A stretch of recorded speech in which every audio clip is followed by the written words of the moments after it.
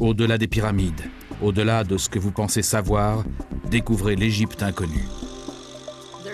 Il y a de nombreux signes de vie sexuelle avant le mariage. Comment les Égyptiens de l'époque vivaient et mouraient. Pourquoi ont-ils été abattus ici? C'est sinistre. Les solutions habituelles de guerre, famine, maladie. Découvrez les étonnantes révélations de la terre d'Égypte dans le prochain épisode d'Égypte au-delà des pyramides.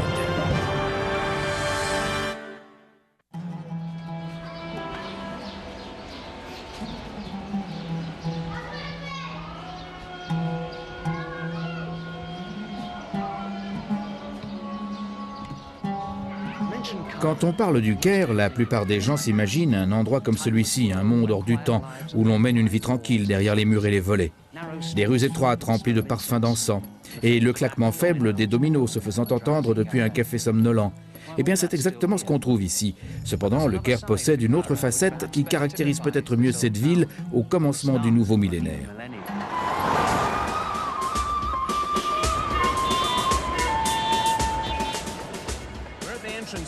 Nous nous trouvons à l'entrée de la gare Ramsès au Caire.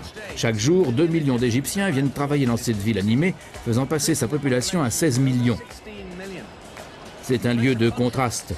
Les chameaux parcourent les rues aux côtés de voitures d'importation rutilantes. Le vieux se mélange au neuf. On peut entendre l'appel à la prière sur fond de musique pop. En regardant ces gens se dépêchant d'aller au travail, on a du mal à imaginer l'Égypte ancienne. Mais juste l'autre jour, j'ai vu passer à pied le visage du pharaon Akhenaton. Et par ici, un vieil homme est assis, dont les traits sont identiques à ceux de Séti Ier. Les fantômes de l'Égypte pharaonique sont toujours présents. Il est seulement plus difficile de les voir. Si l'on veut rapprocher ces gens de leurs ancêtres, alors il faut sortir du Caire.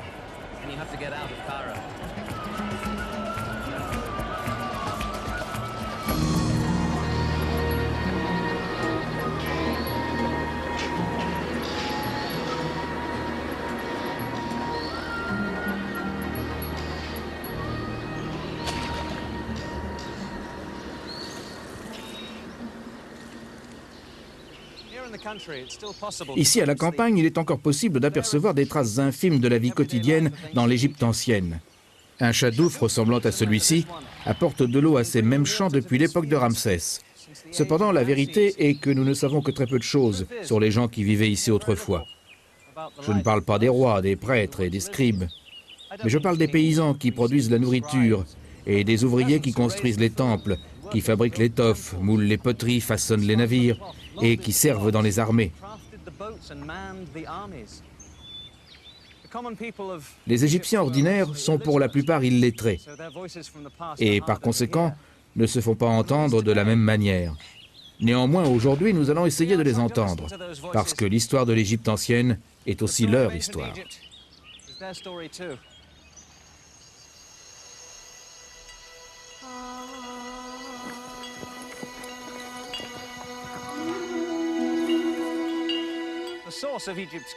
Le grand succès de l'Égypte en tant que civilisation ne trouve pas son origine dans l'autorité de ses rois ou la puissance de ses armées, mais dans ceci, la riche terre noire de la vallée du Nil. Tous les ans, sans faillir, le grand fleuve déborde jusqu'à ce qu'il recouvre cette terre dont il renouvelle la vitalité en lui apportant de riches nutriments. C'est cet événement seul qui maintient l'Égypte en vie et empêche les déserts d'avancer. Alors que les eaux porteuses de vie se retirent, les cultivateurs retournent sur les terres et l'Égypte bénéficie d'une autre année de prospérité. À l'apogée de sa gloire, l'Égypte ancienne compte à peu près 7 millions d'habitants, soit environ la population actuelle de Londres. La grande majorité des habitants vivent dans des fermes. Les cultures qu'ils sèment et récoltent ne servent pas seulement à nourrir leurs concitoyens, mais également de fondement au système financier du pays. Il n'y a pas de monnaie.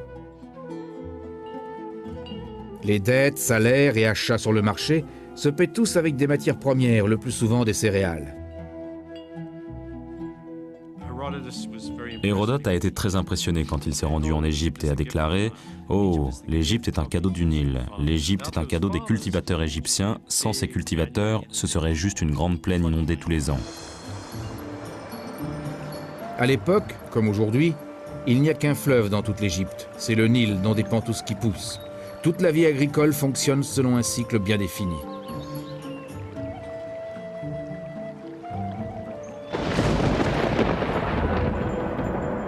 Le cycle annuel débute lorsque les pluies d'été dans les montagnes de ce qui forment aujourd'hui l'Éthiopie et le Soudan viennent grossir le fleuve. Lorsqu'il arrive en Égypte, le Nil déferle sur ses rives et dépose la couche arable fertile sur les terres cultivées, ce qui permet à l'Égypte de vivre. Généralement, on pouvait compter sur le fleuve pour causer l'inondation porteuse de vie chaque année. Cependant, il y a des périodes où l'inondation n'est pas suffisante ou est trop importante et les récoltes en souffrent ou sont perdues. Tous les Égyptiens comprennent ce danger. Leurs mythes et leurs histoires, l'essence même de leurs pratiques religieuses, sont tous liés à ce fleuve et à son importance cruciale dans leur vie.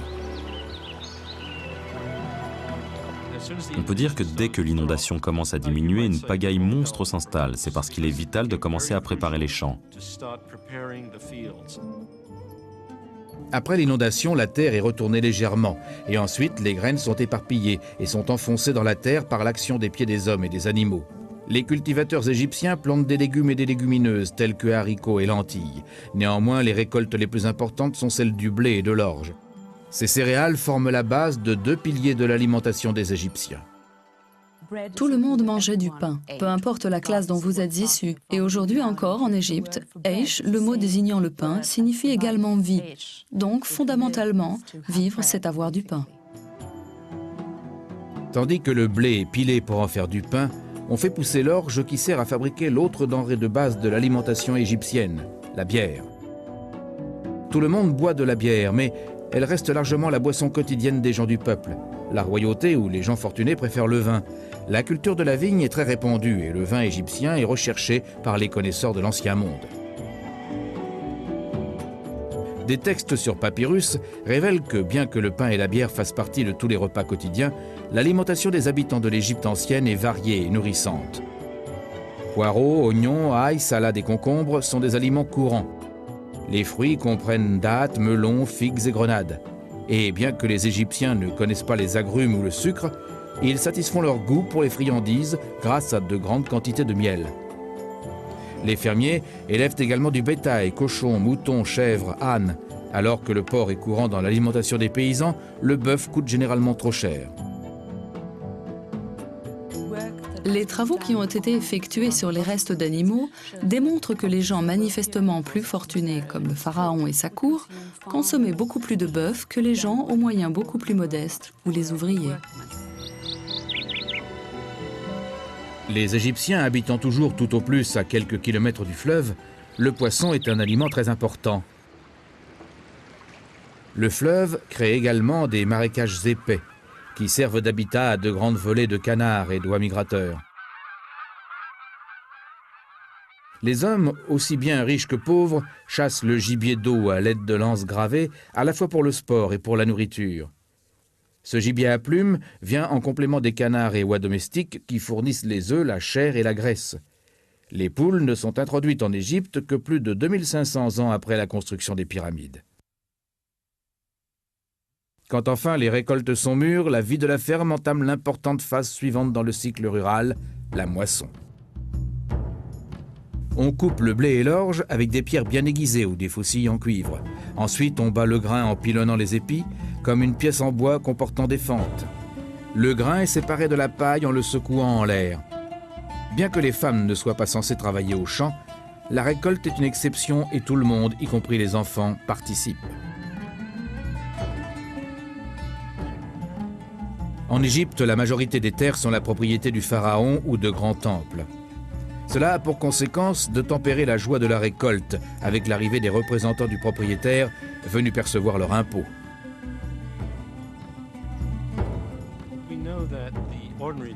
On sait que l'Égyptien moyen n'accepte sans doute pas de devoir verser des impôts à l'État. Nous avons même trouvé parmi les archives de l'élite des références au fait que les percepteurs d'impôts doivent s'attendre à rencontrer des problèmes lorsqu'ils vont chercher les sacs de grains chez les fermiers. En fait, les percepteurs d'impôts viennent sous escorte. Ils se font accompagner par des hommes armés de gros bâtons.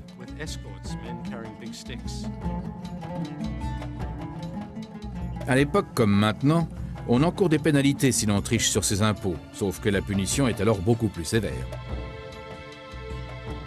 Néanmoins, même les impôts ne peuvent priver les fermiers de la satisfaction que leur apporte la récompense de leur travail. La moisson implique que le cycle de vie dans la vallée du Nil a achevé sa saison. Les Égyptiens sont de nouveau à l'abri de la pénurie pour toute une année.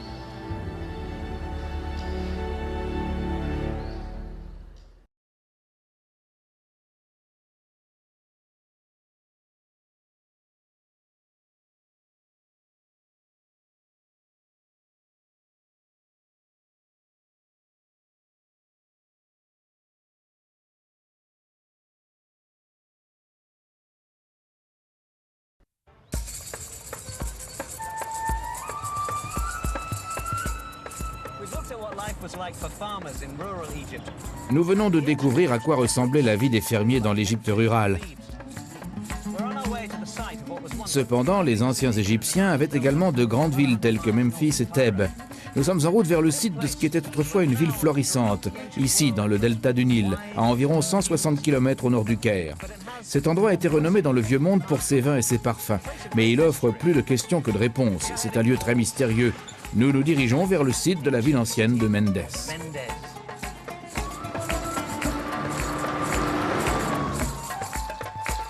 La ville de Mendes se situe sur l'un des nombreux bras du Nil, là où il se déploie en éventail dans le riche delta.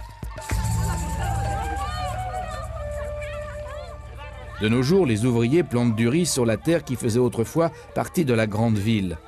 Mendes fait ses débuts dans les tout premiers jours de l'Ancien Empire, pour évoluer en un port de commerce animé et un important centre religieux.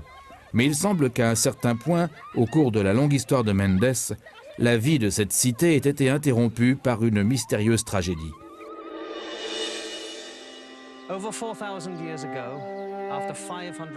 Il y a plus de 4000 ans, après 500 ans d'une incroyable prospérité, l'Ancien Empire s'est dissous dans le chaos. Nous ne savons pas pourquoi. On trouve ici des preuves du fait que des gens se sont soudain entassés dans la ville. Le feu, la destruction, des enterrements faits à la hâte, des familles entières mourant ensemble, les indices classiques de guerre, famine, maladie.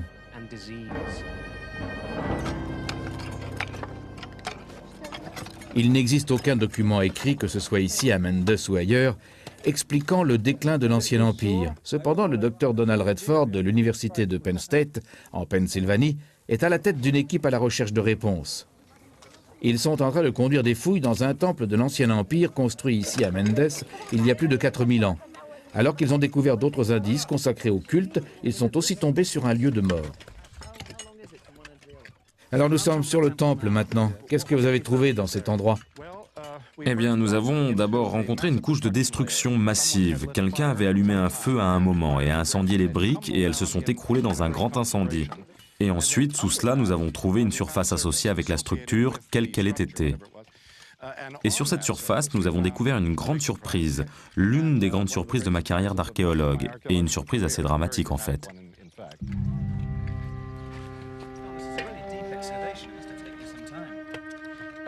Donald m'emmène dans la partie la plus sombre de ses travaux dans le temple.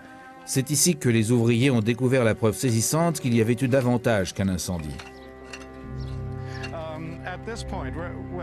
À ce niveau, exactement là où je me tiens, en fait, nous avons d'abord découvert 3 squelettes. Un vieil homme par-dessus une vieille femme, elle-même par-dessus un enfant à cet endroit juste là. Et ensuite, par ici, nous avons trouvé 2 autres squelettes, l'un à côté de l'autre. Ils n'avaient pas été enterrés. Ce n'est pas une sépulture parce qu'ils étaient sur le sol, dans des positions contorsionnées qui suggèrent qu'ils sont morts de façon traumatique et sur place. Alors les gens qui sont morts à cet endroit, les hommes, les femmes, les enfants, étaient-ils enfermés ici? Étaient-ils prisonniers? Oh, c'est difficile à dire. En fait, les murs qui bordent la cour ne sont pas si hauts que ça. Et ils vont même en descendant vers l'extérieur. Il semblerait que s'ils avaient voulu s'échapper et que rien ne les en empêchait, ils auraient pu le faire. Mais pourquoi étaient-ils tous rassemblés ici? C'est presque sinistre. Pensez-vous qu'il y ait d'autres cadavres ici? Oh, c'est certain. J'aimerais vraiment savoir si l'on peut arriver à déterminer les relations entre ces groupes, père, homme, femme, enfant, s'ils étaient originaires de la région ou si peut-être ils venaient d'ailleurs. Je pense que l'on peut élucider tout cela, mais ça va prendre beaucoup de temps et une quantité considérable de fouilles supplémentaires. Même avec les fouilles, il se peut que l'on ne comprenne jamais ce qui s'est passé ici. Y a-t-il eu une révolte ou une guerre civile à Mendes et ces gens ont-ils été exécutés? Y a-t-il eu une invasion dont on n'a jamais entendu parler et il s'agit d'habitants de la ville tués par les conquérants? Comme pour beaucoup d'autres questions en égyptologie, il n'y aura peut-être jamais de réponse définitive. Nous savons qu'après ces morts, la vie a repris son cours. Donc, après ce désastre, la ville et le temple semblent avoir été abandonnés d'une certaine manière. Mais ensuite, plus tard, il y a eu davantage de construction ici. Oh oui, c'était un endroit sacré pour une longue période et le temple a été reconstruit sous le Nouvel Empire, remis à neuf au cours des siècles suivants et en fait n'a atteint son importance actuelle qu'aux alentours de 550 avant Jésus-Christ. J'aimerais vous montrer ce dernier stade. C'est en réalité le plus grand et le plus spectaculaire. Alors c'est une autre partie de ce temple immense. Ceci est effectivement le Saint des Saints. C'est réellement spectaculaire, n'est-ce pas? Oui, c'est formidable. C'était le dernier élément à être ajouté au temple. C'est une grande cour fermée avec un accès indirect pour qu'on ne puisse pas voir directement à l'intérieur. Donc il voulait la garder secrète. C'est exact. Il y avait à l'intérieur 4 de ces gigantesques chasses. 3 d'entre elles ont été détruites et se sont effondrées. Les vestiges subsistent et une seule a survécu. Mais là aussi, on a tenté de la détruire. Cela n'a pas marché, alors elle est toujours là. Et c'est le plus grand monument égyptien au nord des pyramides. C'est spectaculaire, surtout vu d'ici. Il y en avait 4 comme celle-ci? Oui, c'est cela, il y en avait 4. Chacune contenant un dieu. C'est exact. Chacune avait une représentation du dieu bélier. Le dieu bélier est tenu en très haute estime par les habitants de Mendes. Il symbolise la puissance et la force qui devaient assurer la prospérité des habitants de la ville. Il s'agissait donc d'un centre vital pour la ville entière. Oui, c'était d'une certaine manière un point central pour la communauté tout entière. Tous se considéraient à des degrés variés comme des adeptes du dieu bélier. Ce temple était au cœur d'une grande ville. Combien de temps tout cela a-t-il duré? Aux alentours de 5000 ans, je suppose, on pouvait sans doute voir ce temple encore debout au Moyen-Âge. Ce n'est qu'après cette période qu'il a été détruit pour ses pierres, les pierres calcaires surtout, et à la suite des déprédations des premiers archéologues qui étaient en réalité des chasseurs de trésors. Tout le temple s'est écroulé.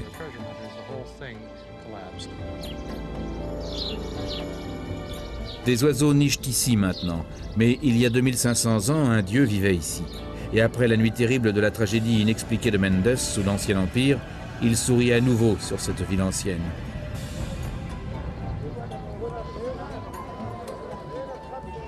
Les meilleures années de Mendes se situent entre 600 et 330 avant Jésus-Christ. Les vestiges des remparts de la ville dominent ce qui était un port fluvial actif. Des navires marchands venus d'aussi loin que la Grèce apportaient leur chargement au port débordant d'activités de Mendes. Du bois de construction et des huiles étaient échangés contre des céréales égyptiennes, de l'or et du vin.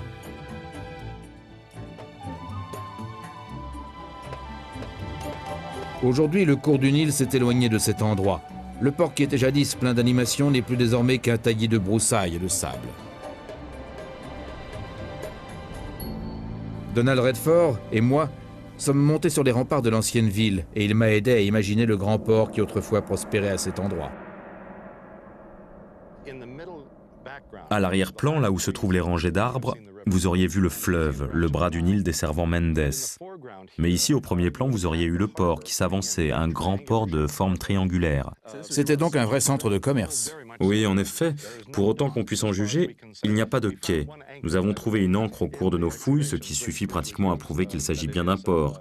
Les navires devaient être échoués.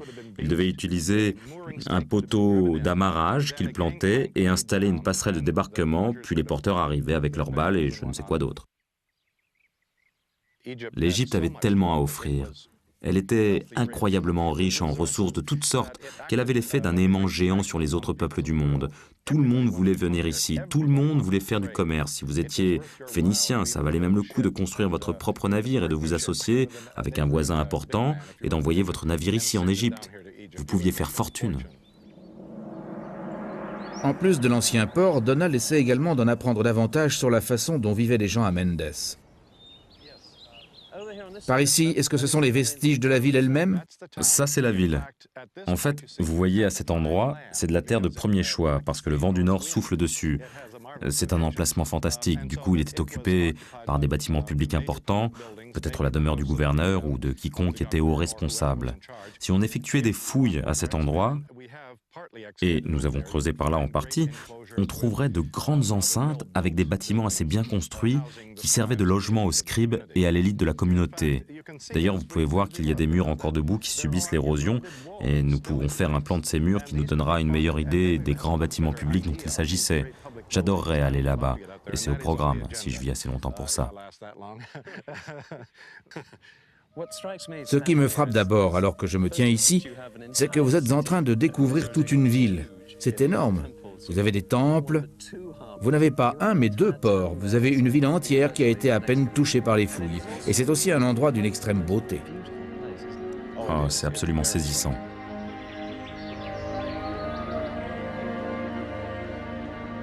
La vie à Mendes a un caractère cosmopolite unique. Cependant, la vie ici devait beaucoup ressembler à la vie dans la plupart des autres villes de l'Égypte ancienne. Nous avons une idée de ce que c'était de vivre dans une ville égyptienne. Les villes étaient plutôt surpeuplées. Il n'y avait en général pas de grandes voies de circulation. Les villes étaient traversées par des réseaux de rues plutôt étroites et assez irrégulières dans leur disposition, et les maisons étaient blotties les unes contre les autres, de telle manière que l'on a les grandes maisons des membres de l'élite entourées par celles des gens au statut bien inférieur. La seule ressource importante dont l'Égypte était dépourvue était du bois de construction de qualité. Les plus riches pouvaient faire venir du bois de charpente de la lointaine Phénicie, le Liban actuel. Les pauvres se contentaient des troncs de palmiers. Que ce soit dans l'Égypte ancienne ou l'Égypte actuelle, la solution à la pénurie de bois de charpente consiste à construire la plupart des maisons en briques de terre. Les maisons faites de ces briques épaisses sont confortables et restent fraîches. D'après ce qu'on peut voir de l'agencement des maisons, de leur disposition et des scènes qu'elles montrent, qu'elles représentent de manière générale, je pense qu'elles étaient très propres et très bien entretenues, mais également qu'elles étaient joliment décorées et peintes souvent. La propreté des Égyptiens et la fierté qu'ils tirent de leurs maisons ne semblent pas s'appliquer aux rues devant leur porte d'entrée. Les installations sanitaires sont quasi inexistantes, y compris dans les maisons de l'élite. Il n'y a pas d'eau courante, de système d'écoulement des eaux usées et rien qui s'en rapproche. Nous savons qu'ils faisaient très attention à garder leurs maisons propres et qu'ils les nettoyaient constamment, jetant sans arrêt des détritus venant grossir les tas d'ordures. Ces tas d'ordures se trouvaient juste au coin de la rue. En fait, chacun jetait ses ordures derrière chez soi. Tout comme leurs concitoyens, les habitants de Mendes étaient sans doute assez grégaires, se rassemblant près des temples et des places de marché pour voir leurs voisins et entendre les nouvelles du jour. C'est dans ce genre d'environnement social qu'il nous aurait été possible de constater à quel point les Égyptiens faisaient attention à leur apparence physique. Tout comme les gens d'aujourd'hui, les Égyptiens étaient très soucieux de leur apparence. Et je ne pense pas que tout se résumait à l'image, mais elle jouait certainement un rôle important. De ce fait, les Égyptiens consacraient apparemment beaucoup de temps à leur parure. Le tissu favori pour la fabrication de presque tous les vêtements égyptiens était le lin. Bien que l'Égypte soit aujourd'hui célèbre pour son coton, cette fibre n'était pas cultivée dans l'ancien temps. C'est le lin que l'on retrouvait sur les métiers à tisser et que l'on filait pour en faire une variété de vêtements pour le roi et ses sujets. Pour les paysans, l'habillement se limitait à un pagne d'étoffe.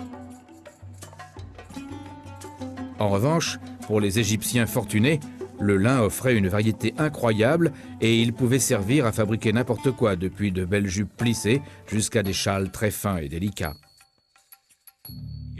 Quand on se penche sur l'art des anciens Égyptiens, on pourrait penser que les Égyptiens se promenaient habituellement vêtus très légèrement, profitant de la douceur de leur climat. Je suis certain qu'au printemps et en été, cela devait être le cas. Cependant, en Égypte, les hivers sont en réalité très froids et il existe en fait des références textuelles indiquant que les gens portaient alors des vêtements assez lourds, des longs vêtements et des robes pour se protéger du froid.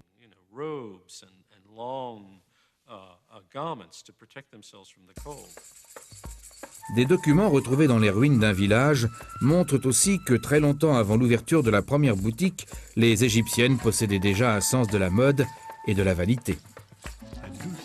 Je pense réellement que les femmes de l'Égypte ancienne avaient une conscience aiguë de leur habillement. Et l'un des commentaires que l'on retrouve plusieurs fois émanent de femmes se plaignant qu'elles n'ont rien à se mettre. Elles avaient évidemment de quoi s'habiller, mais cela ne suffisait pas. Bien que de nombreux Égyptiens appartenant à la classe ouvrière passent leur journée pieds nus, pour se déplacer en Égypte, il faut souvent marcher sur des pierres tranchantes et du sable chaud. Les sandales sont populaires, les riches peuvent se permettre de faire fabriquer les leurs en cuir. Les pauvres se contentent de chaussures faites de paille. Les bijoux sont un élément essentiel de l'image que les Égyptiens, y compris les pauvres, veulent donner d'eux-mêmes. Cependant, le maquillage reste le plus important des soins de beauté et la partie centrale du style personnel. En tant qu'acteur, je ne pouvais résister à l'envie de voir de quoi j'aurais l'air en égyptien. Le maquillage a probablement fait ses débuts comme une sorte de protection contre le soleil.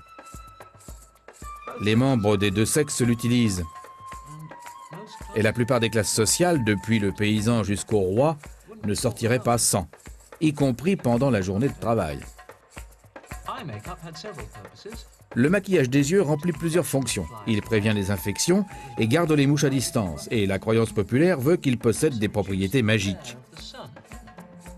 Il réduit également l'éclat aveuglant du soleil, un peu à la manière des joueurs de baseball qui arborent des bandes noires sous les yeux. L'ocre rouge était broyé pour créer une sorte de rouge à joues. Et on le mélangeait aussi avec de l'huile et de la graisse pour fabriquer ce que nous appellerions rouge à lèvres.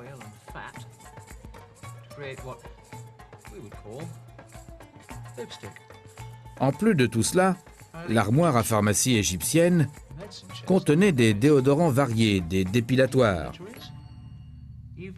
même de la crème anti-rides. La plupart des Égyptiens se rasaient la tête. Et ils avaient bien raison. Non seulement c'est esthétique, mais en plus ça évite les poux. Néanmoins, on ne veut pas non plus que le soleil nous tape sur la tête toute la journée. Par conséquent, beaucoup d'Égyptiens, peu importe leur classe sociale, portent des perruques. Les pauvres fabriquent les leurs à partir de fibres végétales. Les riches peuvent se permettre celles en vrais cheveux. Cela implique qu'ils passaient sans doute de mauvais moments avec leurs cheveux. Voilà, ça y est. Voilà, de quoi j'ai l'air. Prêt pour aller faire la fête à Memphis ou à Thèbes? Non, peut-être pas entièrement prêt.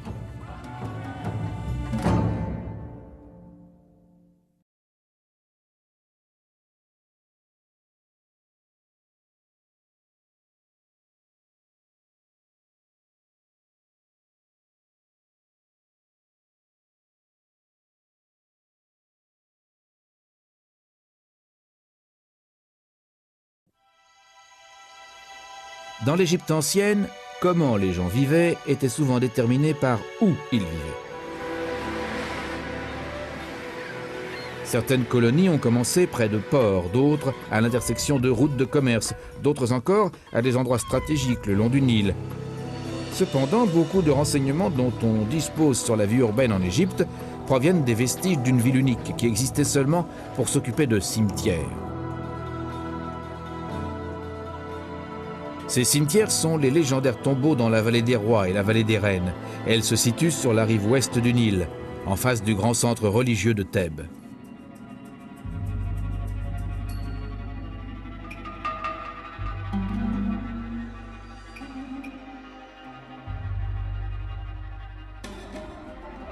Nous nous trouvons dans le couloir d'entrée de l'un des nombreux tombeaux de la vallée des rois. Chacun de ces grands espaces devait être creusé dans la roche solide et nécessitait le travail de plusieurs centaines d'hommes. Certains creusaient et enlevaient la roche, d'autres dessinaient et sculptaient les bas-reliefs dans la pierre calcaire. D'autres encore peignaient les scènes stupéfiantes que nous voyons autour de nous. Un village particulier a été créé afin de fournir des logements à cette main-d'œuvre qualifiée, donc très précieuse.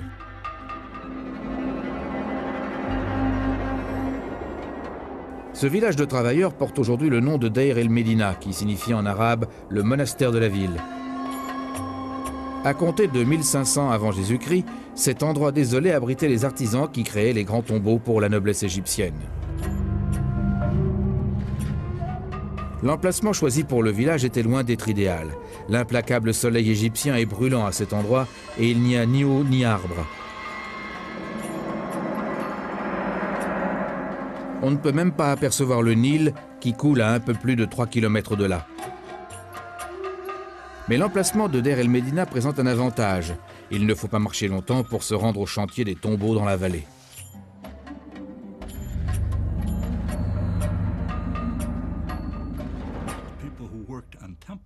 Les hommes qui travaillaient sur les temples déménageaient d'un site à l'autre une fois le temple achevé.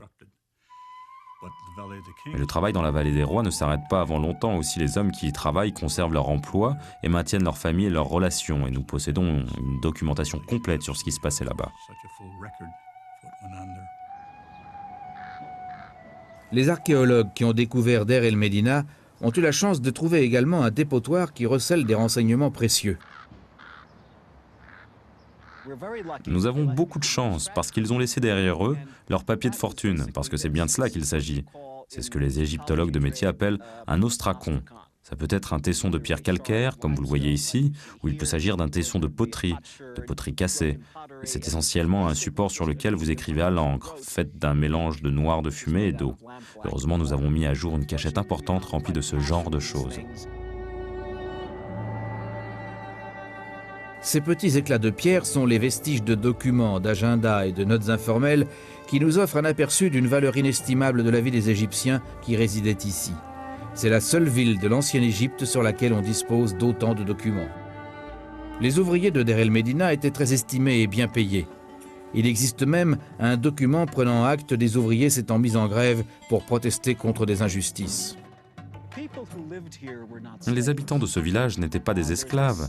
Il y a cette représentation par Cécile B2000 qui montre que les tombeaux sont construits par des prisonniers qui sont ensuite tués sauvagement afin de garder l'emplacement des tombes secrets. Et ce n'était simplement pas le cas. Plusieurs centaines de personnes auraient vécu ici à un moment donné. L'État fournissait des maisons aux ouvriers qui étaient construites spécialement pour eux. Les maisons étaient organisées le long de voies de passage, qui ressemblaient davantage à des ruelles qu'à des rues. Il y avait souvent peu d'espace libre à l'extérieur, mais l'intérieur était confortable et contenait même des meubles. Il y avait très peu de meubles. Et pourtant, nous avons au moins 2 ou 3 tombeaux, je crois, dans le cimetière de Der El Médina, qui contenait environ 25 à 30 meubles. Surtout de petites chaises et des tabourets en bois.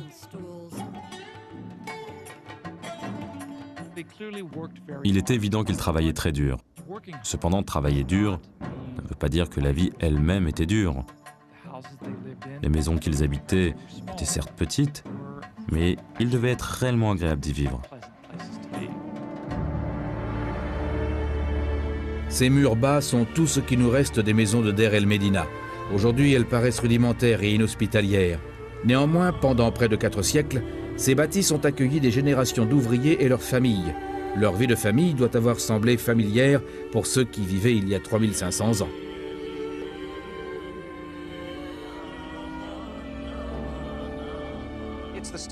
C'est le début d'une nouvelle semaine de travail pour le tailleur de pierre qui vit dans cette maison de Der El Médina.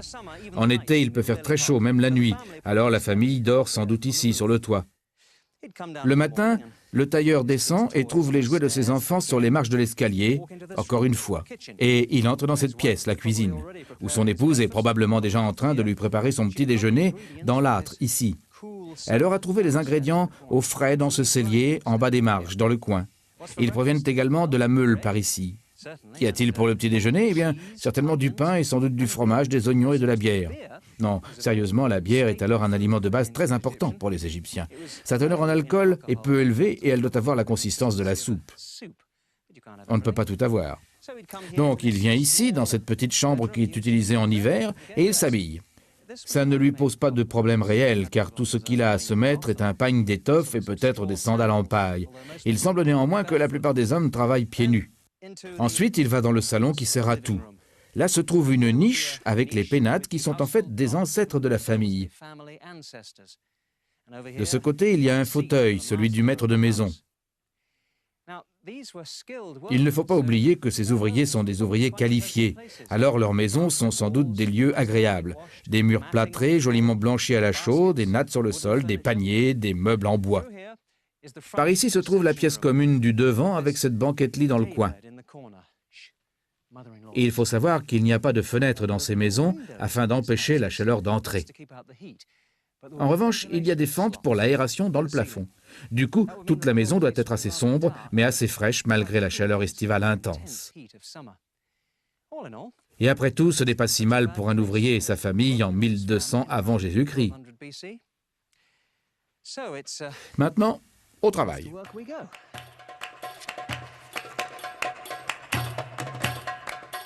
Alors que les hommes du village s'en vont au travail, ils laissent derrière eux un village qui fonctionne parfaitement.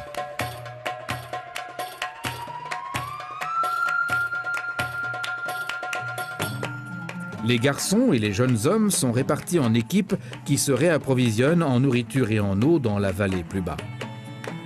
Les femmes sont occupées aux tâches ménagères. Elles recherchent fréquemment des idées qui leur permettent de gagner un peu d'argent supplémentaire.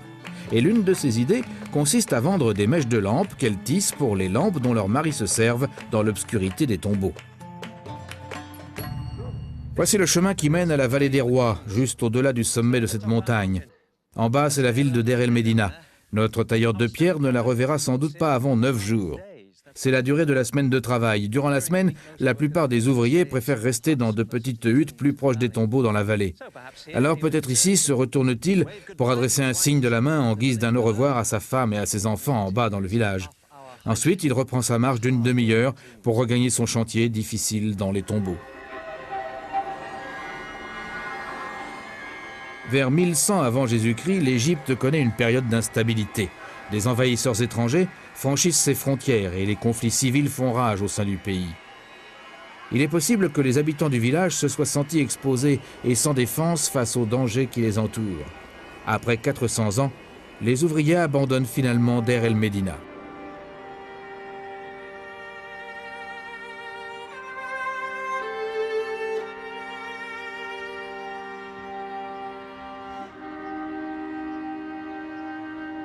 Cet endroit où des Égyptiens ordinaires avaient établi leur foyer pendant si longtemps tombe rapidement dans l'oubli. Les toits s'effondrent, les murs se changent en gravats et le sable du désert rattrape finalement le village.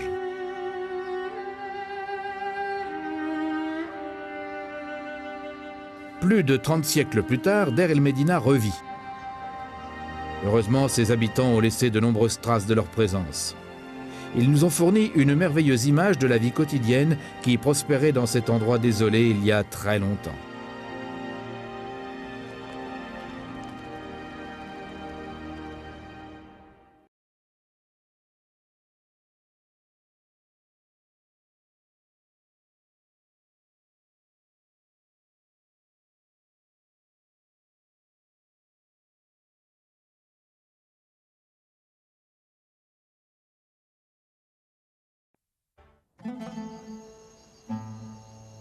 L'histoire des anciennes sociétés est révélée au travers d'événements le plus souvent dominés par les hommes. Il en est ainsi de l'Égypte. Les documents qui subsistent décrivant la civilisation égyptienne sont remplis des récits d'hommes souverains, de prêtres, de guerriers et de scribes. Mais évidemment, l'histoire vraie de l'Égypte ancienne est tout autant l'histoire de ses femmes.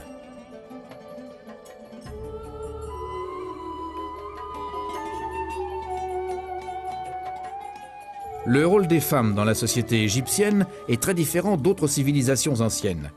Les sociétés babyloniennes, assyriennes et israélites sont dominées par des formes extrêmes de contrôle patriarcal. Même la Grèce, berceau de la démocratie, traite ses femmes à peine mieux que ses domestiques.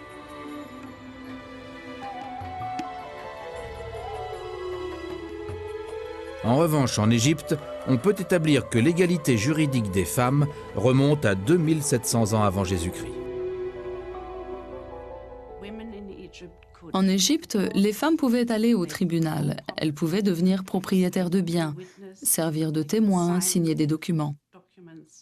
Elles pouvaient léguer leurs biens à qui elles voulaient. J'ai souvent fait remarquer, en particulier aux jeunes femmes, que les Égyptiennes qui étaient considérées par leur État comme des personnes juridiques, indépendantes à part entière, avaient davantage de droits aux yeux de la loi que certaines femmes n'en avaient aux États-Unis jusque dans les années 50. L'une des conséquences de l'égalité juridique entre hommes et femmes est que ces dernières doivent effectuer leur service annuel, comme les hommes, en travaillant sur les tombeaux et les temples construits par le pharaon chaque année. Les femmes écrasent les pigments de peinture pour décorer les tombeaux, tressent les sandales et les paniers pour les ouvriers. Il y a des preuves indiquant que des femmes pilotaient même des bateaux sur le Nil.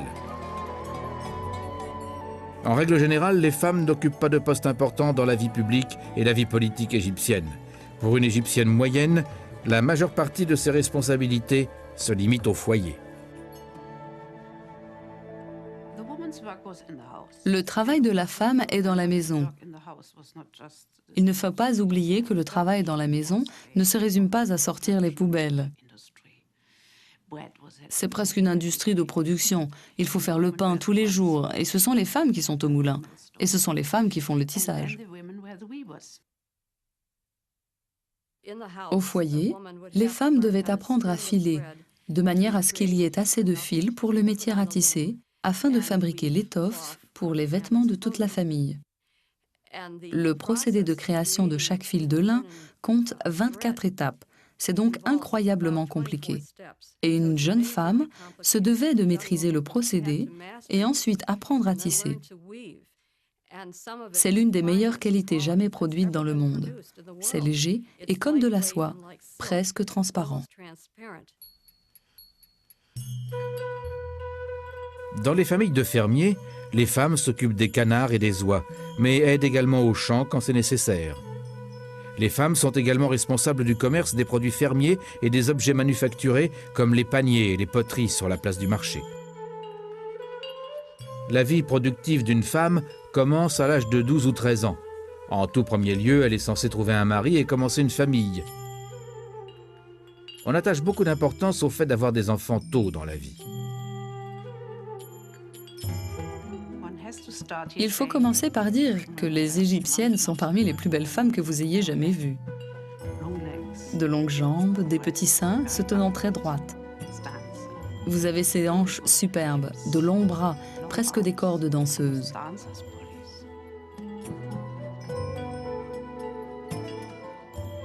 On se fait la cour de manière très informelle et étonnamment sans grand rituel ou restriction. Les relations entre les jeunes hommes et femmes n'ont rien de prude. La poésie amoureuse semble suggérer qu'il y a des relations sexuelles avant le mariage. Dans de nombreux cas, du moins dans les poèmes amoureux, le jeune homme, le prétendant, rendrait visite à la jeune femme chez elle. Ou une jeune femme partirait en courant rejoindre son amoureux dans son lit. Il y a donc une représentation explicite de l'amour sexuel avant le mariage.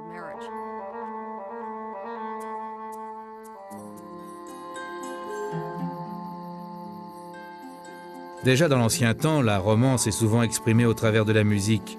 Les Égyptiens adorent leur musique et elle fait partie intégrante de tous les aspects de leur vie.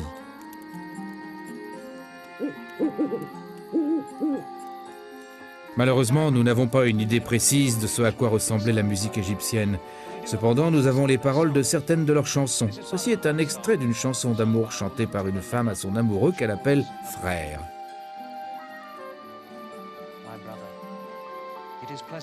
Mon frère, il est agréable d'aller à la mare afin de me baigner en ta présence. Que je te laisse voir ma beauté dans ma tunique de lin royal, le plus fin lorsqu'il est mouillé. Oh, le plus beau, mon désir sera que si mon frère ne peut être avec moi ce soir, alors je suis comme celui qui est au fond de la tombe.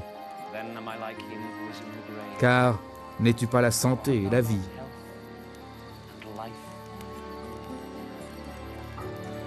Vous savez, on n'écrit plus ça aujourd'hui.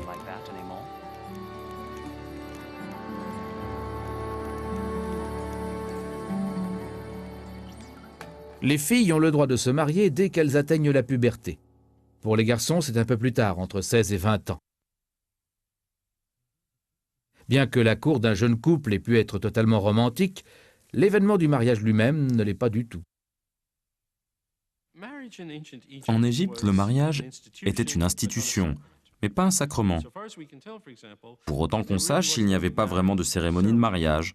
Deux familles pouvaient accepter qu'un couple se marie, ou un couple pouvait décider de se marier avec le soutien de leur famille, mais il n'y a pas de réelle cérémonie de mariage. La virginité n'était exigée ni de la future mariée, ni du futur marié. Cependant, après le mariage, la fidélité est prise très au sérieux. On présume qu'une fois marié, le couple sera fidèle. Et en réalité, d'après ce que l'on a appris des textes des sages de l'époque, cela s'applique au mari comme à la femme. La fidélité dans le mariage est considérée comme la façon convenable de vivre. Le divorce n'est pas rare parmi les Égyptiens. Et les deux partenaires peuvent amorcer la procédure. Il n'y a pas de stigmate social. Il arrive fréquemment que les hommes et les femmes divorcés se remarient. En dépit de leur attitude vis-à-vis du divorce, l'institution du mariage est au cœur de la société égyptienne. Les anciens Égyptiens sont souvent représentés dans les bras l'un de l'autre, mari et femme. Et c'est très charmant parce que ce n'est pas un grand témoignage d'affection, mais c'est très discret et ils ont tous deux l'air très heureux. Le concept de la famille et un sentiment d'affection et d'amour les uns pour les autres étaient très forts dans l'Égypte ancienne et le sont encore aujourd'hui. Il est tentant pour la société moderne de présumer que la technologie nous a apporté une perspective unique sur la vie que l'Égyptien moyen n'aurait pas pu connaître dans l'Égypte ancienne. Mais ce genre de préjugé revient à nier les faits appartenant à l'histoire de cet endroit. Il est évident que les anciens Égyptiens aimaient leur pays, chérissaient leur famille et aspiraient à la même paix et à la même satisfaction que nous, des milliers d'années plus tard. Les éléments essentiels qui font que la vie vaut la peine d'être vécue étaient chéris par les peuples anciens comme ils le sont aujourd'hui par nous.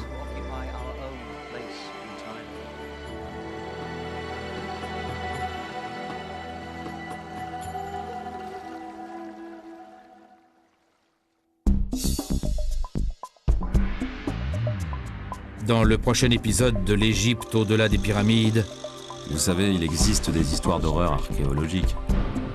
la mort n'était pas une fin mais le début de l'éternité. C'est simplement un changement d'état. Le monde de l'au-delà qui récompense les gens aisés et effraie les pauvres.